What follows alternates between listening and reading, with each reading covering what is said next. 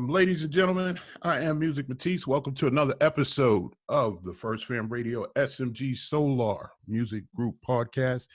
In studio, once again, this is Musiq Matisse. I'm joined by my right hand in this podcast every single episode, the one and only First Fam Chill. Our guest today is a musical icon, in my opinion. She's from a multi-platinum, award-winning group. It gives me great pleasure, and we went through a process to actually make this happen. We thank her for her patience. We'd like to welcome Miss Dawn Robinson, formerly of En Vogue, to our podcast today. Welcome. Welcome. Thank you so much, guys, for having me. How are you, Musiq? I'm good. I'm good. Blessed to be able to do this with you. Hope you had a great holiday, whether you're celebrating. I sure did. Good. Same to you guys. Yeah, thank you so much. It was nice. That's good to hear. Good to know. Let's roll right into it. Let's start from the very beginning as far as your childhood, where you grew up,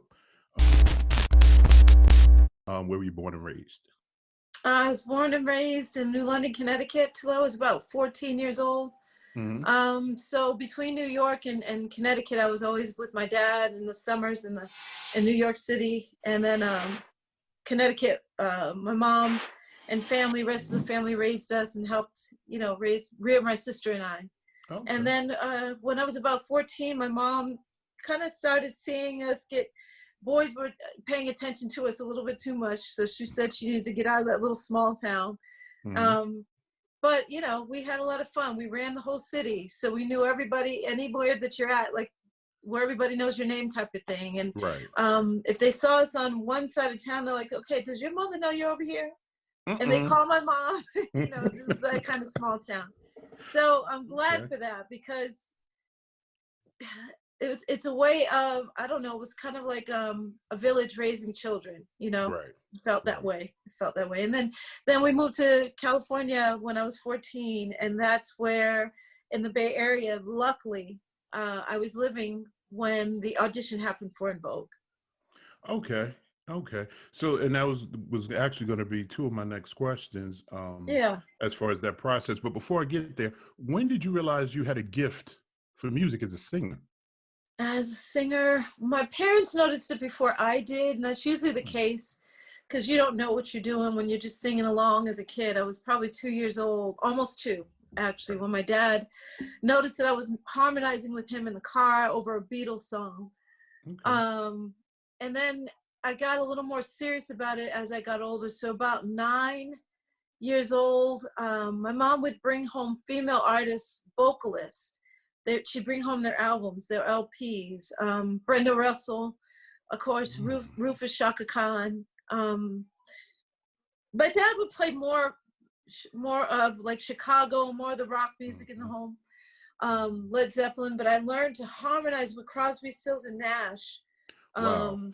Yeah, their harmonies were real, still to this day. Yeah. There's nothing like it. Like, they're just phenomenal. Yeah, you know this. Very much so. Good. So it was very diverse in our home, but I was learning to harmonize with people, and then the female artist was always a thing. So I would sing Stephanie Mills, Chaka Khan, Minnie Riperton, Denise Williams, and my higher end of my voice. And that was my way of like taking lessons without really knowing that I was taking lessons. Wow. Okay. Yeah, learning from them as I in went itself is amazing. Okay, let me along. gather myself together. Yeah, because you're naming nothing but just great vocalists, period. Aren't they amazing singers? Oh my God. They are. It's crazy, Yeah. crazy. Brenda Russell, yeah. Now, during that time within yourself, did you have a dream of becoming a platinum selling singer, or did you just know that it would happen over a period of time if you just kept applying? I didn't know. Good question. No. I didn't know at all. I mean, I wanted to be a star. Back then, the word celebrity wasn't thrown around too much. It wasn't known in my household to be an entertainer. Right. It was just, we wanted to be a star. That's how I said it all the time to my mom. I want to be a star. Mm-hmm. Anyone that would ask me what I wanted to do when I get older or grow up, I want to be a star. It was just that. Right. So we weren't really pushing in that direction. It's just, I don't know what I thought. I'm thinking maybe, New York was right there, like I said. So maybe I would get older and go to New York and live with my dad and then go to auditions and stuff. I don't know. There was no real defining moment that said, okay, I'm going to push in that direction. Now, I will say that my mother, when she was in the plans to move to California from Connecticut, she was saying, you know, there's no opportunities in New London per se. And New York was a little too fast for her as far as moving there. She didn't want us to go to school. I remember going to school with my cousin because our school was out early. And I went to visit, my sister and I went to visit my dad for the summer. And I went to school for my cousin's last day. And he told us, I told my mom, I was like, Mom, my cousin, when we walked through the front doors of this school, they had metal detectors. She was like, what? Yeah, metal detectors, because kids were bringing guns to school back then. And it was like he had to walk so far to get to his classes. And I was like, Mom, I could never find my locker again if I had to be in history class by 11 a.m. and to have to get back to my locker to get my books. I would never make it. Just no way. His school was so massive. They literally had, what do you call them? Escalators. It was that big. So my mom was like, okay, I don't want my daughters to go to school in a big school like that. It's intimidating. Kids got guns. You know, she just didn't want, so she decided to move to California. And my dad happened to be moving to LA at the time. She didn't want to move to LA per se either because we had family in Oakland. And everything led to the audition in Oakland, California, Richmond, California, really, which was outside of Oakland. It just so happened, like, that's God. It was universe that put all of that into action. Because we could have moved to LA because my dad was there. It would have been easy to stay with him till she found a job and got on her feet and all that stuff. But I needed to go to Oakland to be in that audition. You know what I mean? Yeah. So you've mentioned the audition. Let's get into that. Give us the rundown from the very beginning of how that process went. Okay. Everybody has heard this story, so I'm glad that you're not bored with the music because I've said it so many times, but it's just a miracle to me. Everything that happened, including what I just said, moving to Oakland, California, and not Los Angeles. You feel me? So many different places we could have moved to. Chicago, I don't know, just everywhere. But so I was, every year, my friend from high school and I would get tickets to go to Summer Jam. Summer Jam was an all-day concert. Everybody who was anybody at that time was performing. So Stevie B was coming on. The Cover Girls were just leaving the stage. Yeah, it was Cover Girls, Sweet Sensation that year. It was that year. Spring Love. Yeah, I know. Exactly. Believe me, I know. It was that. And my friend and I were with two other friends, Lawrence and Michael. And they weren't our boyfriends. We weren't dating them. They were just friends. So we were like, okay, let's go. Like, our code was, let's go to the bathroom. But really it was, let's go check out guys, you know, because it was 23 to 25,000 people that day. And wasn't a lot of guys because of the music that was being played that year. I mean, every guy that wanted to get at a girl would bring his girl to the concert because of the music. Spring Love, come on. That was Stevie B all day. So we got out of our section. We had VIP seats, and it was like, we were 10th row from the stage, literally. And this year we could afford our own tickets. Usually my mom would buy my ticket, her mom would buy, when we were out of high school, we had jobs. So now we could buy better tickets. So we were in the VIP section. We got up to go to the restroom, code for looking for guys, and we got it to the top of our section. This guy was standing there. And you're talking about, like, there was like 22,000 people, like I said. Droves of people. He centers me out and says, excuse me. And we both turned around. I said, yeah. And he said, and there's people walking in between us and everything. He said, are you a model? And I was like, whatever. We just ignored him, went to the bathroom with our rude selves. And we tried to go to the bathroom, actually. The line was too long. We went and got popcorn and a drink or whatever, came back. He was still standing in that section. This is why I know God exists. God is real. Oh yeah. He was still standing there. And he said, "Excuse me," and I was like, "I am not a model."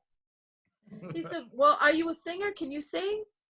I put on the brakes because I was like, "What are you asking me? Like what?" And he said, "Yeah, my friends are doing an audition, and I figure you got a good look, and if you can sing, that'd be a double whammy." And like, bam. And I was like, "Yes, as a matter of fact, I can." And I stood and talked with him for about an hour.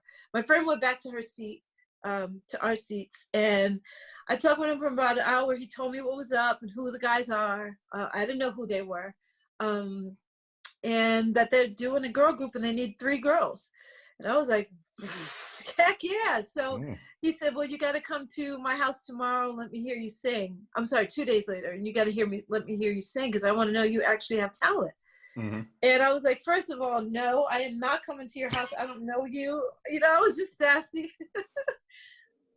Because I didn't know if he was real or not. You know what I mean? It's like you could have just been telling me anything to get me to your house. Like, no, Yeah. you killer, Oh, yeah. rapist. I don't know you.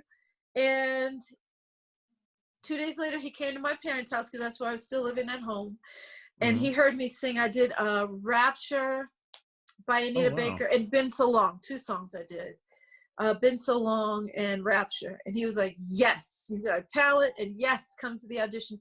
So a week later, my sister, and this is again, God was intervening in so many ways because my mom offered to take me to the audition. I didn't have a car.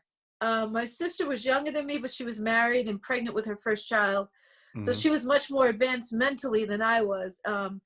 And my mom offered to take me to the audition. And I said, "No, I'm going to let Dana take me because I don't want my mom sitting there with me at an audition."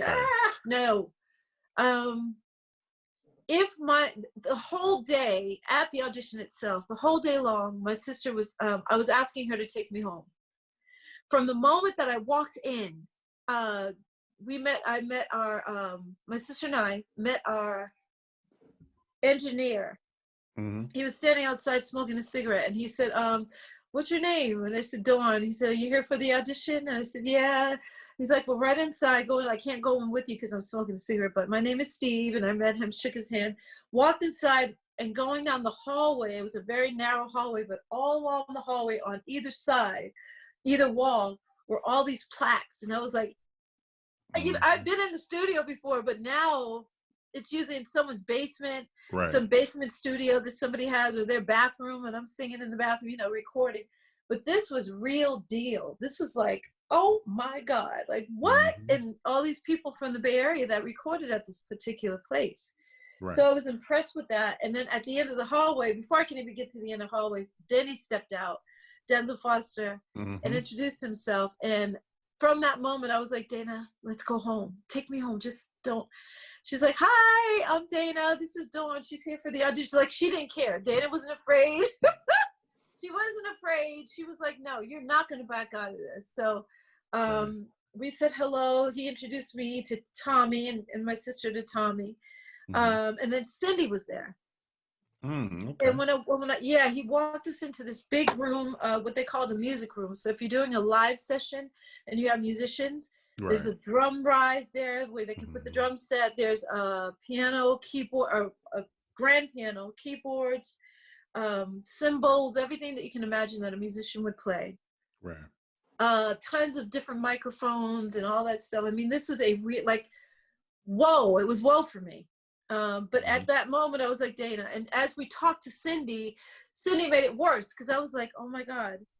She was like, she ran for Miss California. She made it for Miss Oakland. She won. Wow. Yeah, Miss Oakland, California. Like, that's a big, huge deal. Oh, yeah. She was a child star at 12 years old. She's telling us all this stuff. Yeah, I was child star at 12. I had a show called Up and Coming. Yeah, I was like, oh my, I remember that show. Oh my God. Like, what? She was 12 years old. She had gone to Japan with her sister to play in a play. Cindy played Billie Holiday from a certain age till a certain age. Wow. And then her sister played Billie Holiday from a certain age till death. So they were both singers. They had traveled to Japan. I was like, I want to go. I want to go home right now. I was just intimidated.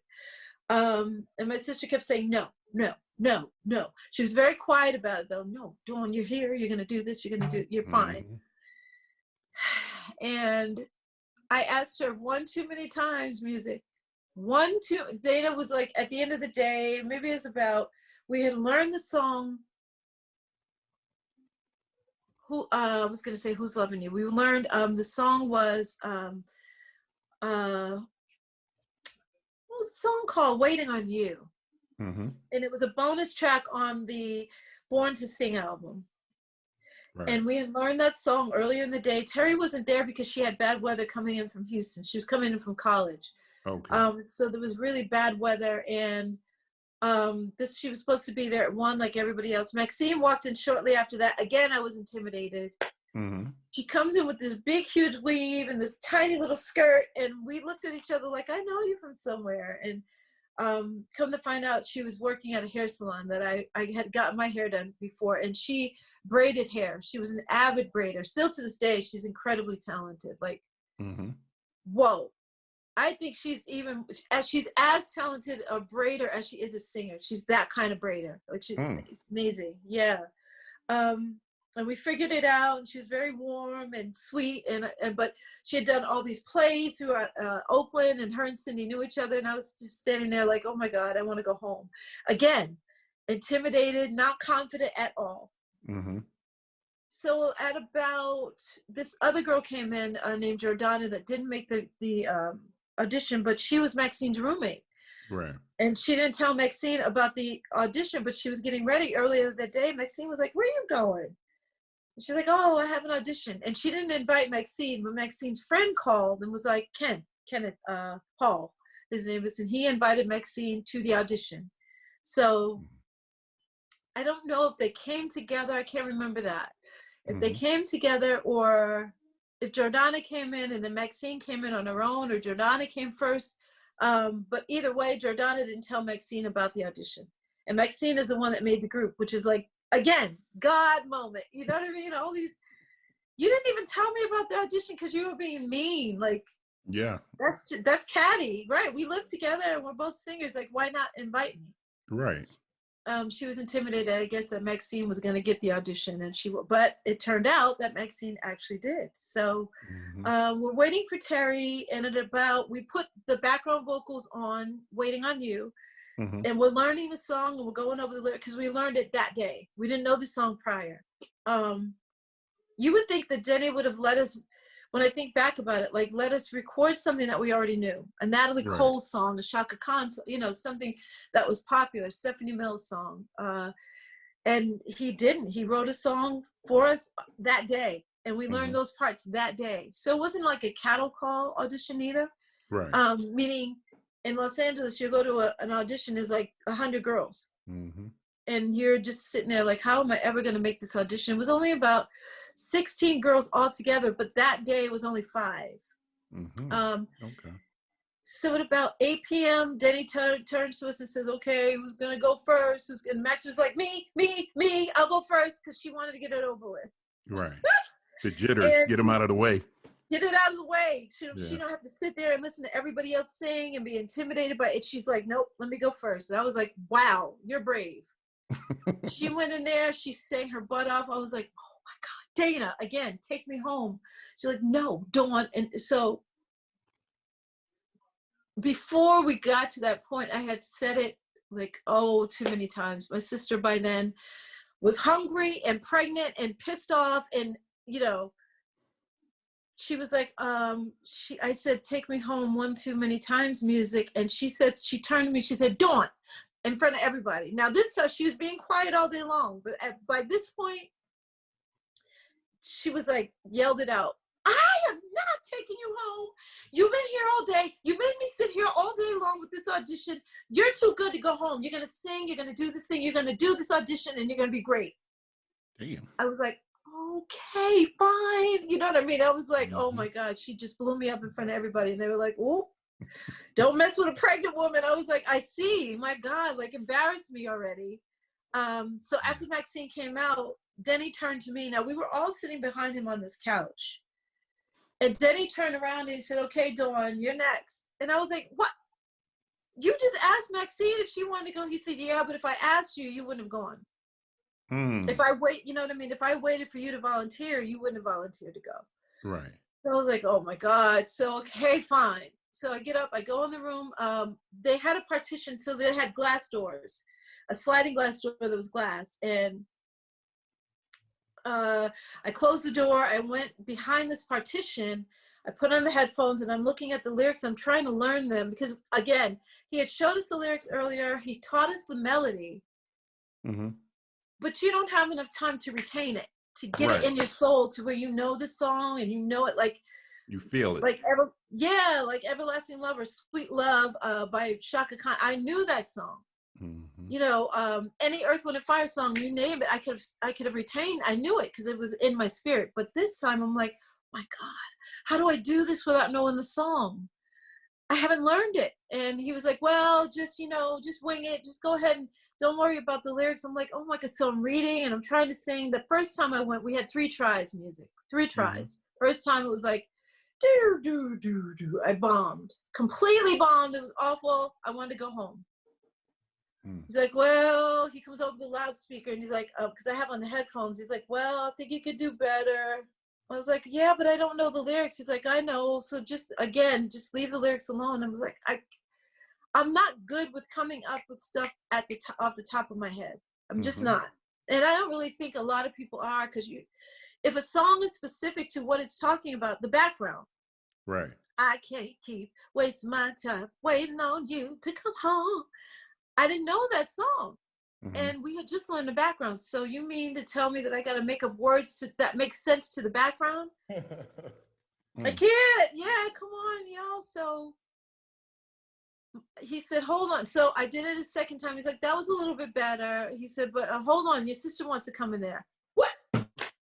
Your sister wants he said, yeah, your sister wants to come in and talk to you. I was like, oh my God. Inside, I'm dying because I'm embarrassed. Right. So she comes in and I step outside the partition and I look and I said, Dana, what do you want? And she closed the door and she said, Dawn, you can do this. You got one more try and you're not doing good. And I'm going to tell Ma if you don't do this. I was like, Ma, oh my God. Ma has nothing to do with this audition today. I know what I'm doing. She's like, no, because you don't sound good. And I know you're better than this. I was like, oh my God. Now, mind you guys, when you're in the studio and at that, especially a professional studio, overhead they have speakers in the studio. So he was talking to me in my headphones, but I also know they can hear you over the loud. I was like, please, Jesus, please let this girl get out of here. I was like, Dana, okay, I got it. Okay, I'm fine. And she's like, no, you better sing. I was like, fine, I got it. So she leaves. I thought she left out. I heard the door open and close. I went back behind the partition. I put on my headphones and Denny said, are you ready? I said, yep, I think so. And I'm reading the lyrics real quick. And he said, okay, just put the lyrics aside. I said, but Denny, I can't do that because I don't know the song. I can't match the backgrounds with what the lead needs to be. You just taught us a song 2 hours ago. Like, I can't. And he said, don't worry about it. Oh man, just wing it. I can't wing it. I'm not good at just coming up with something. So here we go. The music started and it's 10 o'clock and I'm still waiting by the phone.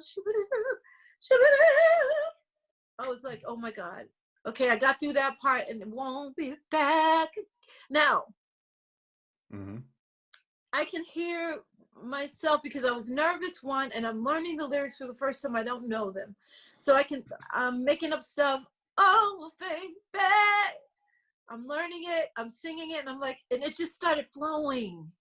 It was like God was right there with me, or the angels were pushing me to put something in my head to sing. Now, when it was done, I was almost like I was in out of body experience, almost like that. Because that's what it felt like as I was singing and I was making stuff up. And I'm like, whoa, this is cool. Like, okay, I got it. When I was done, Denny was like, whoa. I was like, wow. I took the headphones off. He's like, come out here. I was like, oh my God, I guess I did good. So I stepped out, you guys. My sister grabbed me because she never left the room. She was right there in the room with me. It was almost like I had the ancestors and the angels and my sister right there in the room with me, guiding me through that whole thing. Now, I'm glad, as I was saying before, that my mother didn't take me, because if I would have said to the first or second time that I said I was nervous, take me home, she would have been like, okay, let's go.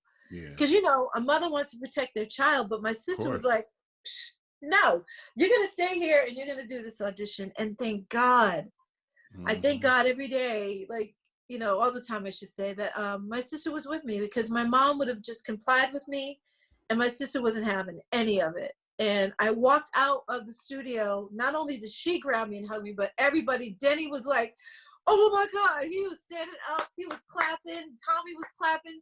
Cindy was like, I'm not singing after her. Oh my God, you're great. I'm not singing after her. Maxine was like, you said you were nervous. You said you couldn't do this. I was like, I don't know where that came from. I don't know where that came from. You know what I mean? So that's the long and short, or the long of it, of the audition. And go ahead. Just one more thing. They ended up putting my version of Waiting on You on the album. So the Born to Sing album, there's a bonus track at the end of side 2. And they put my my version on the record. And that kind of made a jealousy in the group, kind of like almost established me as a lead singer without really doing that on purpose. It wasn't like they said, okay, Dawn's the lead singer, we're going to build the group around her. It wasn't that at all. But it became that in a sense without me really knowing it. It established a certain feeling of like inferiority in a sense, or jealousy that I didn't know even was there. Right. Now, at that point, as soon as you finished singing, was it already established that the three of you were already in the group? Or was that still up in the air? Okay. Yeah, no, we were already in the group. So let me see. So that day, that was the audition. Terry ended up getting there. I want to say she got there at 11 p.m. Maxine thinks it was earlier. And when that day, it didn't establish that, because we didn't even know if we were in the group or not. Right. So I think they auditioned a few more women after that, maybe, because they said 16 altogether, and the day that we went were 5. So another 7 women or so came to the audition. And then Maxine asked me that day at the audition if I could sing background for her. She had a show coming up at this place called Jeffries, and Jeffries in Oakland was the spot. Like our parents hung out at Jeffries, and then we hung out at Jeffries. It was terrible. But that was the spot, you know, that local joint that everybody goes to. That was the spot. So she said she had a show, and she asked me to sing, you know, would I back her up? And I was like, heck yeah. So I said, I don't have anything to wear. She said, okay, I have clothes. So she called me 2 days after the audition, talked about the show, what I was going to wear, all that stuff. So mind you, let me go back to the audition. Terry did her audition, Cindy and Jordana. And then when Terry got there, poor thing, she only had an hour, because we were getting ready to go home by the time she got there. And she didn't do as well as us because she didn't know the song. It wasn't really fair to her. Right. But she did her best, and then we all left. Our first show, we talked about what to wear. She said, we'll come over and I have some dresses for you. And that's the day of the show. And my house said, we'll get dressed and we'll drive you here to the show. And I was like, cool. So we hung up. She said, you know, I don't have a band. I'm still waiting for a keyboard player. I don't have my full band yet. So that was that. Then about a week after that, she called me again. And she's like, okay, I got my full band. This is, I got some clothes, like I said, for you to look at. This is the show that we're going to do. These are the songs that I'm going to cover. It was just, she was a cover band at that point. And I'm like, cool. And then she said, yeah, oh my God, I can't believe we all got in the group. What? Can you believe that? And I was like, huh? Oh. She said, yeah, we're all in the group. Denny didn't call you yet? I was like, no. She said, you haven't heard from Tommy either? I was like, no, what do you mean? Like, wait, so did he say, like, I'm in the group too? Like, okay, wait, Maxine. She's like, yes, Dawn. I said, Max. Okay, wait.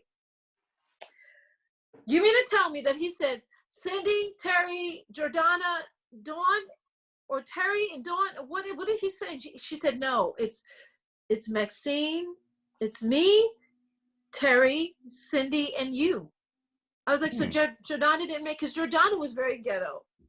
Jordana was ghetto, y'all. She was the chick that was there. She was like, wait, so y'all don't have no beer? Like, what's up? Like, y'all don't have no food? Like, where's the food? Y'all ain't gonna feed us? Oh, I knew it right then. I told my sister, I was like, she is not gonna make the group. She's out. So they finally got food. They were still waiting for Terry in the process, but when Terry got there, we all ate, and then she did her audition, then we left. So I had no idea. Denny hadn't told me, and Maxine was like, yes, we are all in the group. The 4 of us made. I was like, ah! I screamed. Like, it was just like, oh my God, we were both screaming. And then the next day, Denny called me and said, you made the group. And I had to act like I didn't know.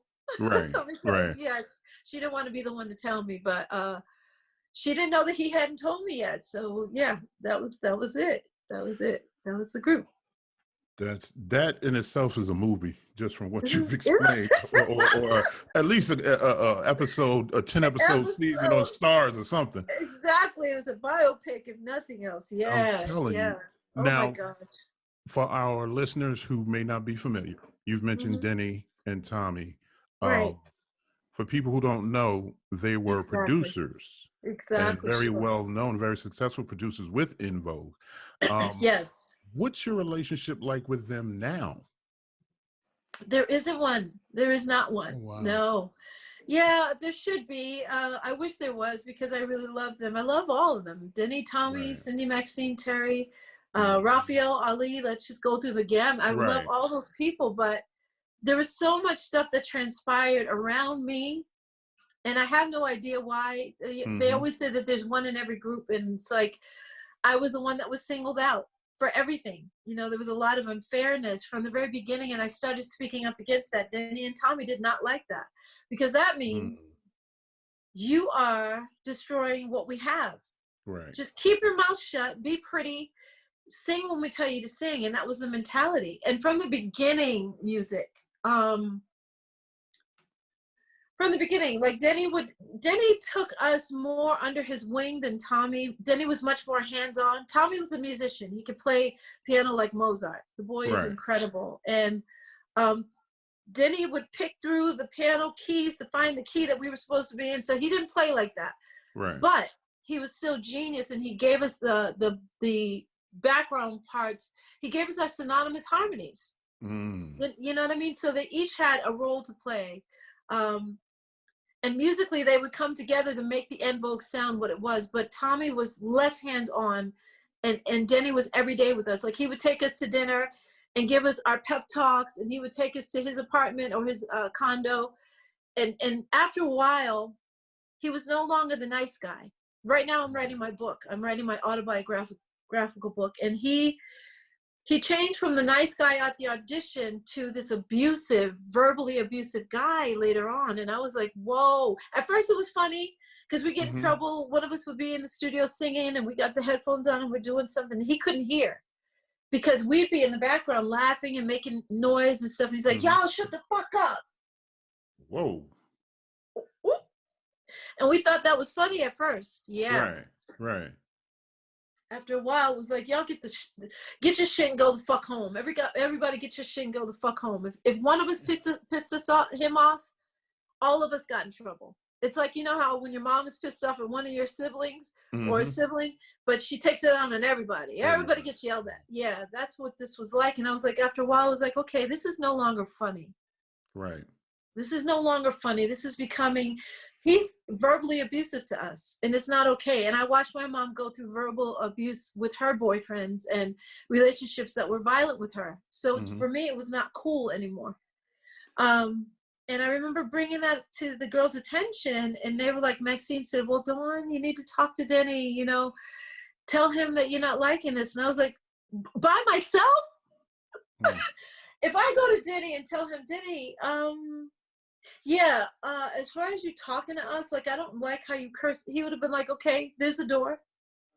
Because nobody knew who Dawn was from Adam. Nobody knew who I was. So I didn't really have the leverage, the position, and the guts. I just didn't have the guts to stand up to him and say, this is not cool. How you talk to us is abusive. It's not okay. Let me ask you this. with that situation going on, Yeah. what was your management situation? Did the girls have one manager, or did they have individual or any type of management in a form of standing up for you all? Yeah. We did have a manager, but he was managing Denny and Tommy as well.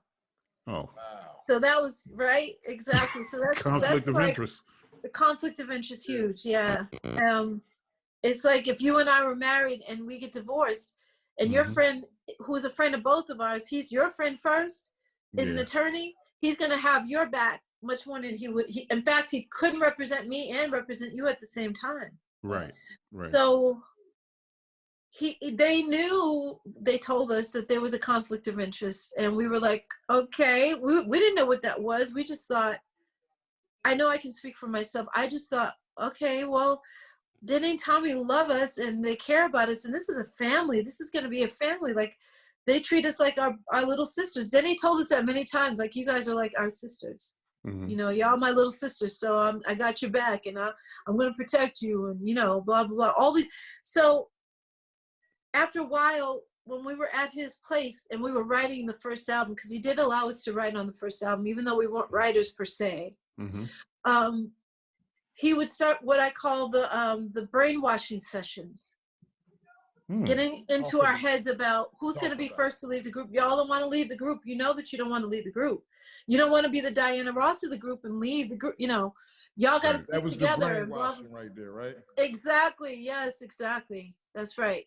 Wow. So that's exactly what it was. It was brainwashing. Put that in your head and just keep going and going and. Yep. Exactly. And feed us all that mess of, but make guilt trips, basically. Yeah, you're absolutely right. You're absolutely right. So I was like, okay, at first, again, you comply with whatever's going on, because if you're the one to speak up, you're the one to get kicked out. And I didn't have any power. Now, at that time, they probably could have kicked me out of the group. But I didn't realize, it's like, Dawn, you have a contract with these people. So if you bring up the fact that you don't like that you're being talked to a certain way, they can't technically kick you out. But again, nobody really knows who you are. So they could have found a loophole. I didn't have an attorney to protect me by myself. We had an attorney for the group. But getting to Los Angeles to talk to him, because at the time we all lived in the Bay Area still. Cindy was the only one actually who lived in LA. And we got in our car, we drove to LA, we stayed with her just so we can find an attorney. So for me to get back to him to LA to do that, it would have been a big to do. And I didn't even know if I had any rights. I didn't even know his number to call him and, hey, you know, this is the way our producer talks to us and I don't like it. And what are my rights here? I didn't know how to get a hold of him, all that stuff. So I just kind of, you put your head down and you do what you have to do. And you get through it. Now, on the second album, that's when I started to really wake up. You know what I mean? And what was the breaking point at that point? What was the last thing that occurred that you just said, you know what, I'm done with this, I'm gone? Okay, so that was a big, so let's see. So we had recorded the first album under these terms. These were the terms. The terms were, each girl would get 2 pennies a record. 2 pennies. 2 cents. Like, that's insane. That's insane for even a third world country, and child labor laws in Ethiopia. I don't know. Right. Third world countries, yeah. 2 pennies a record.